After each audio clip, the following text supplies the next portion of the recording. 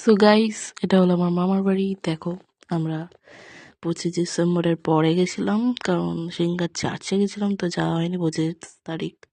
তো 26 তারিখ যখন গেলাম, সকালবেলা মামা রান্না করছিল। আর এইটা আমার মা।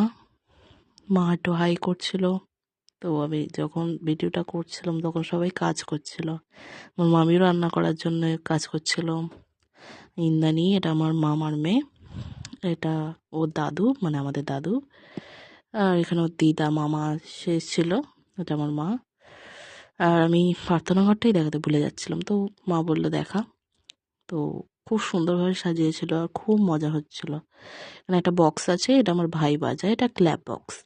আমি যখন গান করি, ও গান শুনতে খুব ভালোবাসে, গান বাজাতে মানে গানের সঙ্গে তাল মিলিয়ে বাজাতেও খুব ভালোবাসে।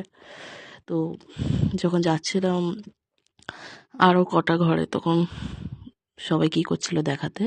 তো এটা হলো আমার বাবা, মানে এই ঘরটা আমরা থাকি। তো আমার বাবা এখানে কি খাচ্ছিল। তো আর খুব আনন্দিত ছিলাম আমরা সবাই, যে আমরা খুব আনন্দ করছি।